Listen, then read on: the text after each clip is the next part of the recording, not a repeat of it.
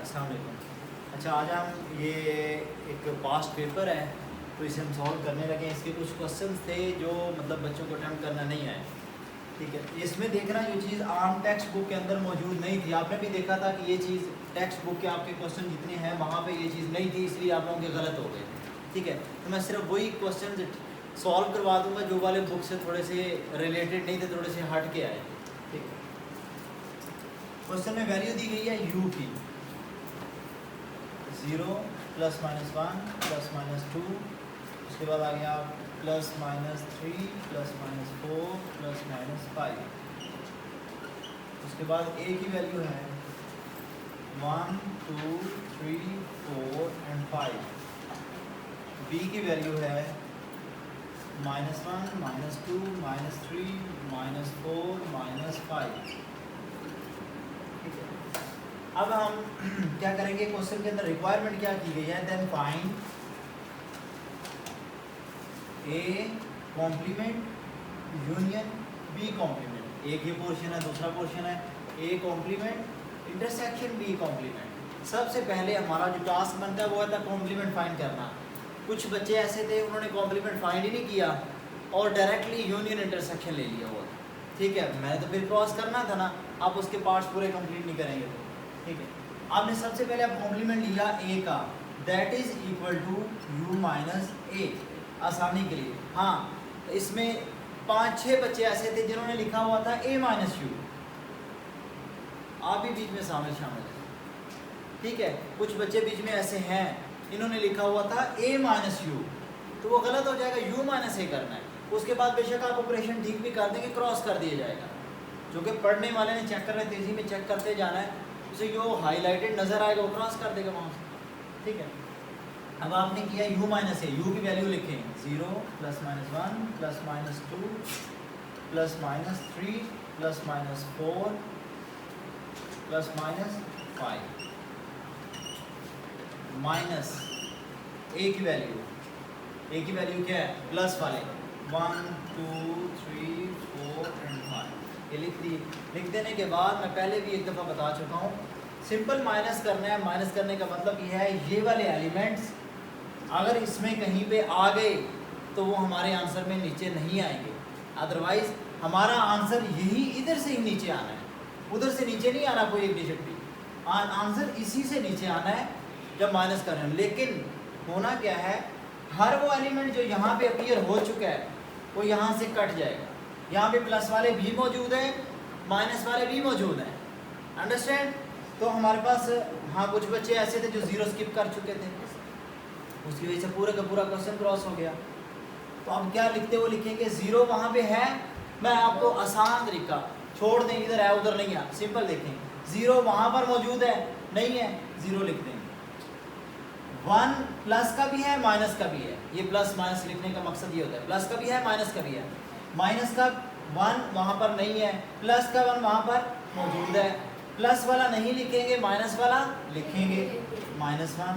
फिर इसी तरीके से हर एलिमेंट के साथ -2 -3 -4 -5 सारे प्लस वाले मौजूद थे, माइनस वाले मौजूद नहीं, ये सारे मैंने लिखे।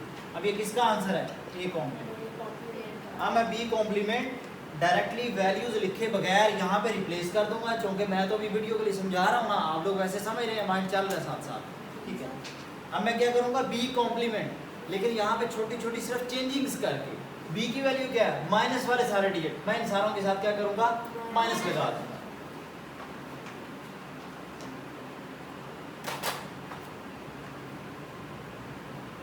बी कॉम्प्लीमेंट, यहाँ पे मैं इनके साइन चेंज कर रहा हूँ, minus minus minus minus minus, ये सारे डिजिट अब किसके आगे, बी के। अब बी कॉम्प्लीमेंट निकल आया ये वाला, ठीक है।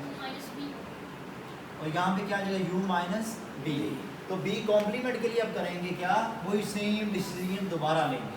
डिसीजन क्या लेंगे, मैंने बताया था, जो एलिमेंट इधर से नीचे आंसर लिखना है, लेकिन हर वो एलिमेंट छोड़ते जाएंगे जो वहाँ पर अपीयर हो गया, ठीक है। अब देखें, सबसे पहले तो 0 वहाँ पर है नहीं है, लिख देंगे। 1 प्लस का भी है माइनस का भी है, लेकिन माइनस का वहाँ पर अपीयर हो गया है, सो हम क्या लिखेंगे, प्लस का 1 साइन लगाएं ना लगाएं अब मैटर नहीं करने वाला, अंडरस्टैंड। जहाँ पर प्लस का साइन हो वहाँ पे हम लगाते ही नहीं हैं, ठीक है, लेकिन बिटवीन टू टर्म्स आ जाए तो वहाँ पे हम लगाते हैं। 1 2 3 4 5, क्योंकि माइनस वाले सारे कट गए। अब ये आ गया आंसर डी कॉम्प्लीमेंट का। ए कॉम्प्लीमेंट के थे 0 और साथ वाले सारे माइनस, बी कॉम्प्लीमेंट के हैं 0 और साथ वाले सारे प्लस। दोनों आंसर याद हैं? Yes. अब इन दोनों का हम यूनियन भी लेंगे, इंटरसेक्शन भी लेंगे। मैं सारे रेज कर रहा हूँ क्योंकि हमें याद हो चुका है आंसर इन दोनों का। हम लेंगे पहले इन्हीं का यूनियन इन्हीं के सामने। ए कॉम्प्लीमेंट की वैल्यू, जी बोले, ए कॉम्प्लीमेंट की वैल्यू क्या थी? 0 -1 -2 -3 -4 -5। गुड। अब इसके अंदर साथ यूनियन लिया, यूनियन लेने के बाद दूसरी वैल्यू उस साइड वाली क्या आ रही है? A complement union. B complement की वैल्यू क्या आ रही है? बोले 0 1 2 3 4 एंड 5, यही वैल्यूज थी। देखिए हम जब यूनियन लेंगे दोनों को मिला देंगे। यूनियन लेने का मकसद होता है जो उधर आया है इधर आया लिखना है, लेकिन जो डिजिट ट्वाइस आ गया, इधर भी आ गया उधर भी आ गया, रिपीट कर गया, उसे वंस लिखेंगे, उसे ट्वाइस नहीं लिखेंगे, ठीक है।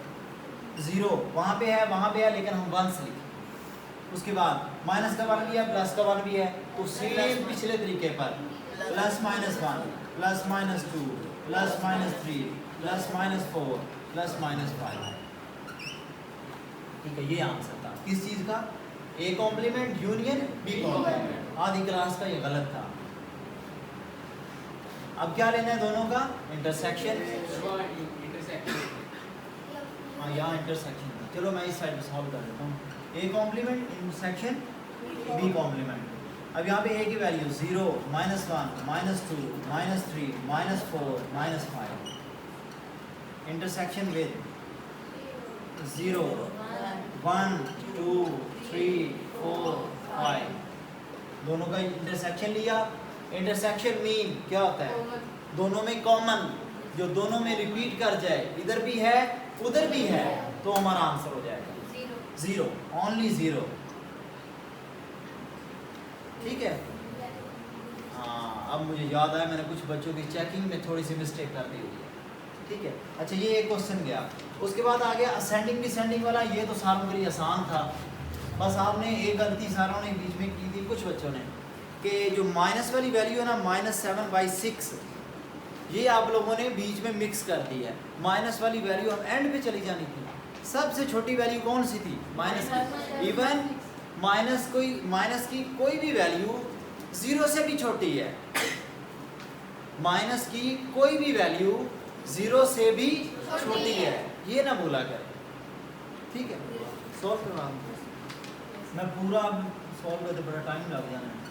3/5 -7/6 0 2/7। सबसे पहले तो जो आपने एक अपनी अक्लमंदी का मुजाहरा करना है ना, वो ये है क्योंकि हम लिख रहे हैं डिसेंडिंग ऑर्डर, यानी कि बड़े से छोटे की तरफ, ऐसे ही है ना। सबसे पहले -7/6 और उसके साथ 0, ये दो साहब के लास्ट पे आए। ये तो आपको बगैर सोचे समझे बगैर सॉल्व किए लिखने चाहिए थे अपनी कॉमन सेंस के ऊपर, कि माइनस वाला नंबर हमेशा सबसे छोटा होता है, ठीक है, और 0 उससे बड़ा फिर 0 ही हो सकता है। अब हमारे पास 3 नंबर बच रहे हैं, ये 3, इन तीनों का एलसीएम लेके सॉल्व कर लो। तीनों का एलसीएम क्या बन रहा है? 7 5 33 क्या 210 210 सारों में मिला 30 नम निकाल लेते हैं। 3 5 7 मल्टीप्लाई करना पड़ना है। 7 5 35 35 3 3 5 105, ये 105 एलसीएम। अब तीनों का लेना पड़ेगा हमें। उन दो के बारे में हमने डिसीजन कर लिया है ना, हमें सोचना नहीं पड़ेगा उन दोनों को क्या करना है, ठीक है। तो अब हमने क्या किया, इन तीनों के साथ मल्टीप्लाई किससे करना है? 105। मैं छोटा छोटा करके लिख रहा हूँ क्योंकि ये हमारा रफ वर्क होता है, ठीक है। हम नीट भी लिख सकते हैं लेकिन थोड़ा सा वाज़ा क्लियर करके। 105 3 3 9 1 कैरी 15 3 5 15, यहाँ पे आया 35, यहाँ पे 5 2s are 10, 5 1s are 63। 63 है ना क्या? 6 के टेबल में तो मैंने लिखी नहीं। बच्चे मैंने ये बोला है, आप पता नहीं सुन ही नहीं रहे इतनी देर से। मैंने बोला ये दोनों वैल्यू तो हमने एक्सक्लूड कर दी है, वो तो हमने पहले रिजल्ट में निकाल दी। उसके बाद आ गया 7 15s are 105, 30 यहाँ पे आ गया। ठीक है, अब देखें आप डिसीजन कैसे लेना है गौर से कि इन तीनों वैल्यूज में से बड़ी कौन सी वैल्यू और छोटी कौन सी वैल्यू है। सबसे बड़ी वैल्यू यहाँ पे कौन सी है? 3/5, यानी कि 3/5। 3/5 जो है वो यहाँ पर आ जाएगी। ठीक है, इन तीनों वैल्यूज में से डिसीजन लेना है। तीनों वैल्यूज में से 63 बड़ी है तो हमने 3/5 लिख दिया। उसके बाद हमने कौन सी वैल्यू लिखी? 35, दैट इज 1/3। उसके बाद 30 वाली यानी कि 2/7। ठीक हो गया, बाकी पहले नहीं कर बस। अगर जीरो को प्लान इतना छोटा सा क्वेश्चन है क्या? अगर जीरो को प्लान जीरो को बच्चे मैंने आपको डिसीजन वैसे बता तो दिया है, फिर भी मैं एक दफ़ा कर देता हूँ। एक था -7/6 से क्या है, दूसरा क्या है 0। ये तो दो थे ना। एलसीएम ने क्या लिया था? सपोज कुछ और भी एलसीएम है, जब आप इसके साथ मल्टीप्लाई करेंगे, सपोज कर लो आपने 100 भी लिख लिया है, कुछ मल्टीप्लाई करोगे आंसर आएगा 100, 700 भी कर लो, लेकिन माइनस का है, कुछ करने के बाद आने वाला है ना, माइनस का आएगा। यहाँ पे 0 के साथ जब उस वैल्यू को मल्टीप्लाई करेंगे आएगा 0, फिर वैल्यू तो वही रहेगी, एक माइनस की एक 0 की, और माइनस वाली वैल्यू 0 से भी क्या होगी? छोटी होगी। ठीक है ना जी। नेक्स्ट क्वेश्चन, जो मैं समझता था वाकई में फंसना चाहिए था बच्चों को, फंसे भी थे बच्चे इसी वजह से। 2 की पावर 2 मल्टीप्लाई बाय 6 की पावर -4। कुछ बच्चों ने क्वेश्चन समझने में गलती कर दी थी। ये क्वेश्चन है क्या? -2 मल्टीप्लाई बाय 4 की पावर 3। फोर्थ चैप्टर से टच करता है, लेकिन फोर्थ चैप्टर नहीं है ये फोर्थ चैप्टर में से नहीं है, लेकिन फोर्थ चैप्टर को टच करता है। उसके मतलब 7th पीटीबी की मैं बात कर रहा हूँ, उसको टच कर रहा है कि उस जैसे कुछ क्वेश्चन वहाँ पे हैं, लेकिन ये वहाँ से नहीं। ठीक, सबसे पहला स्टेप मैं सामने सॉल्व कर रहा हूँ। 2 हमारी बेस सेम आ गई है, हम इनके एक्सपोनेंट्स को, नीचे वाली एक्सपोनेंट ऊपर जब शिफ्ट होती है तो वो क्या होती है? Plus, sign change. प्लस जरूरी नहीं, अगर यहाँ प्लस की होती ऊपर जाके माइनस की हो जाती, साइन चेंज। तो हम लिखेंगे 2 की पावर 2 + 2। आपकी छोटी सी मिस्टेक थी यहाँ से, बाकी सारा ठीक। उसके बाद 6 की पावर नेगेटिव है, उसको पॉजिटिव बनाएंगे, नीचे लाएंगे। 6 की पावर 4, 4 की पावर ऑलरेडी 3 प्लस की है, नीचे ही रखेंगे। ठीक है, अब उसके बाद आप क्या करेंगे? 2 की पावर कितनी बन गई? 4 नीचे, 6 की पावर 4, उसके बाद 4 की पावर 3। नेक्स्ट है, अभी एक और लॉ लग रहा है हमारे पास। नहीं ये नहीं, मुझे अच्छी तरह से याद है। अच्छा, उसके बाद देखें कि दो एक्सपोनेंट सेम, बेसिस डिफरेंट, और दोनों के दरमियान साइन कौन सा है? डिवाइड।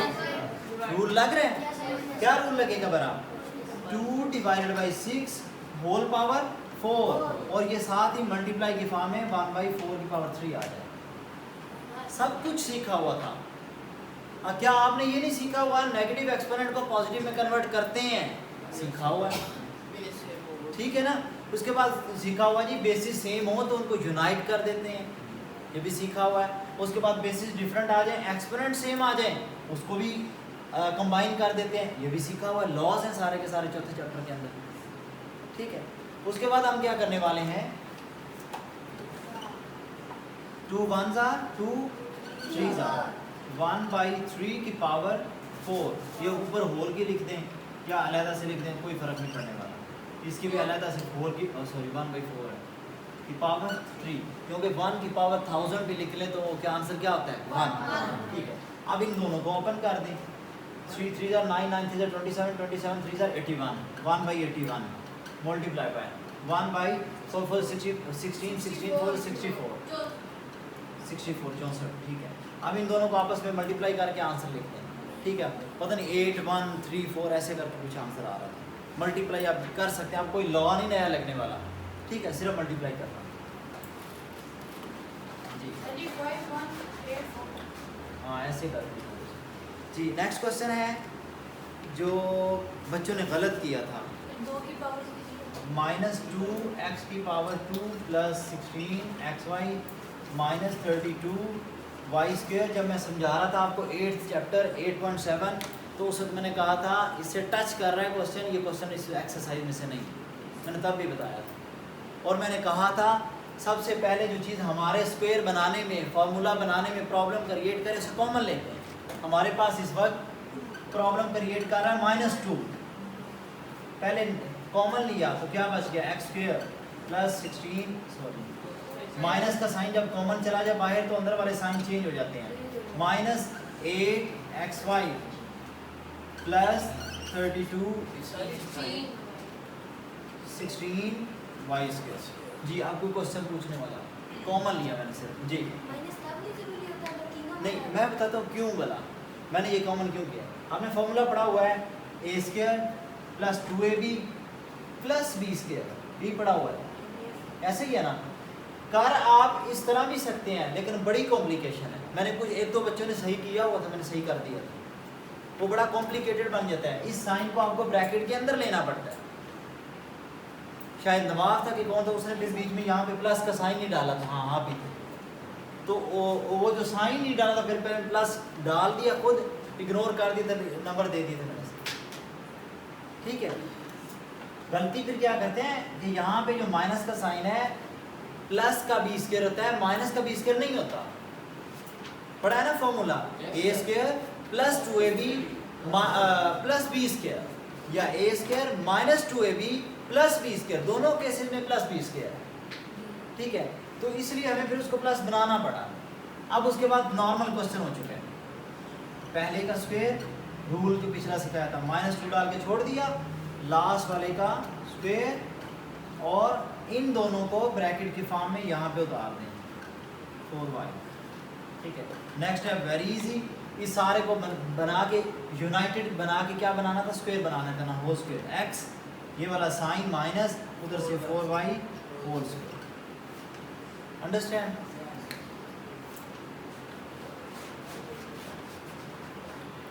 जी। और एज ऑफ ब्रदर वाला लिखा हुआ था, ये वैसे बुक में से नहीं आया, लेकिन प्रोसेस तो मैंने सिखाए हुए हैं ना, प्रोसेस सीखे हुए तो कुछ बच्चों ने ठीक कर लिए, बल्कि मैक्सिमम के ठीक थे वो question. Age of a brother is twice the age of the sister. किसको किससे डबल कहा जा रहा है, भाई को बहन से डबल कहा जा रहा है। इसका मतलब है बहन x है, भाई 2x है, ऐसे ही है ना, भाई डबल एज का है, तो इसलिए हमें क्या करना पड़ेगा, लेट सिस्टर्स एज x, तो सेम उसी से सो देन या देन लिख लें, देन नाम ही लिखें, कोई प्रॉब्लम नहीं है। Brother's age 2x। आगे कंडीशन लगाता है 3 years बैक, हमने फौरन 3 years बैक लिखने के बाद x - 3, दूसरी तरफ 2x - 3, बैक पीछे को जाना है, 3 साल माइनस करना है। क्या अगो, अगो का मतलब वही पीछे, अगो का मतलब वो गुजर चुके हैं इतने साल, ठीक है। वो एक क्वेश्चन था पीछे भी 9वें चैप्टर में। अच्छा, 3 years back age of brother was 3 times the age of the sister. कहता है 3 साल पहले भाई अपनी बहन से 3 times था। सपोज भाई 15 का है तो सिस्टर फिर कितने किया, 5 की, 3 5s are 15, 5 3s are 15, ऐसे ही है ना, ठीक है। अब इस क्वेश्चन के अंदर फिर हम क्या करेंगे, सिस्टर की तरफ 3 से मल्टीप्लाई करेंगे। क्यों, सिस्टर को 3 से मल्टीप्लाई करेंगे तब जाके वो भाई के इक्वल आएगी, ऐसे ही है ना 3 साल पहले, तो फिर इधर किससे मल्टीप्लाई करेंगे, 3 से। अब सिंपल सॉल्व है, 8th चैप्टर का एक नॉर्मल सा क्वेश्चन बन चुका है। 3x - 9, 2x - 3 और 3x - 2x - 3 + 9 प्लस का 6 आ जाएगा, और इधर से x, ये कौन है, x = सिस्टर। यहाँ से एक बच्चे ने गलती की हुई, मैंने इग्नोर तो कर दी थी खैर, लेकिन ये बात याद रखना है, क्रॉस कर दिया जाएगा। ये जो x की वैल्यू है किसकी, पहले ऊपर तो देखें, आपने खुद लेट किया हो, तो आप क्या कहेंगे, सिस्टर्स एज, फिर उसके बाद इसका ट्वाइस ले लें 2x, दैट इज 12 इयर्स। वो किसकी है, वो ब्रदर्स है।